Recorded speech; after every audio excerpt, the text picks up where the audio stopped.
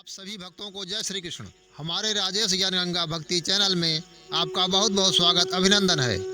हम इस वीडियो में सावन मास कथा अध्याय 19 को कहने जा रहे हैं, जिसे आइए हम आगे श्रवण करते हैं। सावन कथा अध्याय 19, पुरुषोत्तम मास महात्म्य कथा अध्याय 19।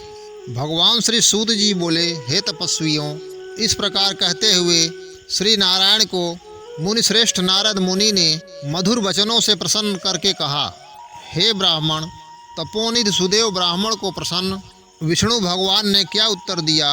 हे तपोनिधे, सो कहिए। इस पर श्री नारायण बोले, इस प्रकार महात्मा सुदेव ब्राह्मण ने विष्णु भगवान से कहा। भक्त वत्सल भगवान विष्णु ने वचनों द्वारा सुदेव ब्राह्मण को प्रसन्न करके कहा। हरि भगवान बोले, हे द्विजराज, जो तुमने किया है वो दूसरा नहीं करेगा। जिसके करने से हम प्रसन्न हुए उसे आप नहीं जानते हैं। यह हमारा प्रिय पुरुषोत्तम मास गया है। स्त्री के सहित शोक में मग्न तुमसे उस पुरुषोत्तम मास की सेवा हुई। हे तपोनिधे, इस पुरुषोत्तम मास में जो एक भी उपवास करता है, हे द्विजोत्तम, वह मनुष्य अनंत पापों को भस्म कर विमान से वैकुंठ लोक को जाता है।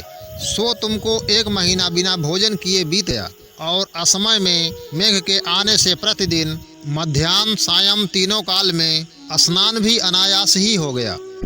हे तपोधन, तुमको 1 महीना तक मेघ के जल से स्नान मिला, और उतने ही अखंडित उपवास भी हो गए। शोक रूपी समुद्र में मग्न होने के कारण ज्ञान से शक्ति से हीन तुमको अज्ञान से पुरुषोत्तम का सेवन हुआ। तुम्हारे इस साधन का तौल कौन कर सकता है? तराजू के एक तरफ पलड़े में वेद में कहे गए जितने साधन हैं, उन सबको रखकर और दूसरी तरफ पुरुषोत्तम को रखकर देवताओं के सामने ब्रह्मा ने तोलन किया, और सब हल्के हो गए। पुरुषोत्तम भारी हो गया। इसलिए भूमि पर रहने वाले लोगों से पुरुषोत्तम का पूजन किया जाता है। हे तपोधन, यद्यपि पुरुषोत्तम मास सर्वत्र है, फिर भी इस पृथ्वी लोक में पूजन करने से फल देने वाला कहा है। इससे हे वत्स, इस समय आप सब तरह से धन्य हैं, क्योंकि आपने इस पुरुषोत्तम मास में उग्र तथा परम दारुण तप को किया। मनुष्य शरीर को प्राप्त कर जो लोग श्री पुरुषोत्तम मास में स्नान दान आदि से रहित रहते हैं, वे लोग जन्म जन्मांतर में दरिद्र होते हैं।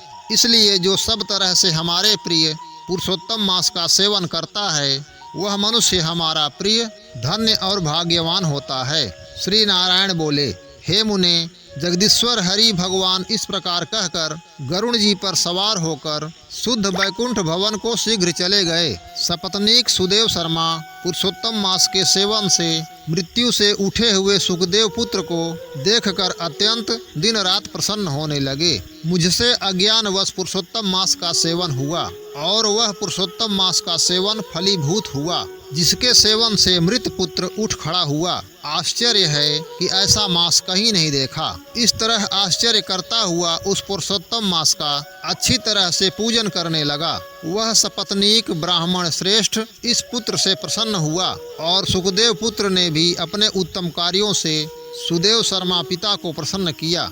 सुदेव शर्मा ने पुरुषोत्तम मास की प्रशंसा की तथा आदर के साथ विष्णु भगवान की पूजा की, और कर्म मार्ग से होने वाले फलों में इच्छा का त्याग कर एक भक्ति मार्ग में ही प्रेम रखा।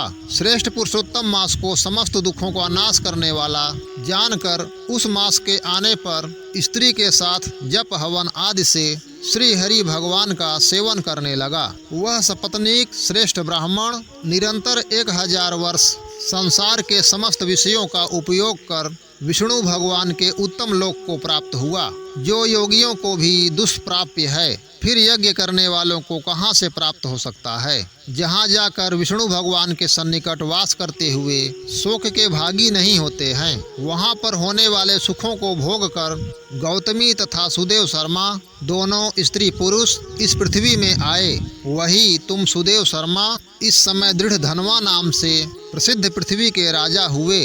पुरुषोत्तम नाम के सेवन से समस्त रिद्धियों के भोक्ता हुए। हे राजन, यह आपकी पूर्व जन्म की पति देवता गौतमी ही पटरानी है।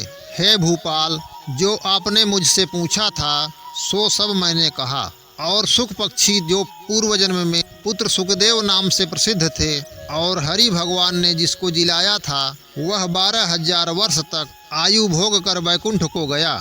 वहाँ वन के तालाब के समीप वट वृक्ष पर बैठकर पूर्व जन्म के पिता तुमको आए हुए देखकर मेरे हितों के उपदेश करने वाले प्रत्यक्ष मेरे दैवत विषय रूपी सर्प से दूषित संसार सागर में मग्न इस प्रकार पिता को देखकर और अत्यंत कृपा से युक्त वह सुख पक्षी विचार करने लगा कि यदि मैं इस राजा को ज्ञान का उपदेश नहीं करता हूँ तो मेरा बंधन होता है। जो पुत्र अपने पिता को पुन्नामक नरक से रक्षा करता है वही पुत्र है।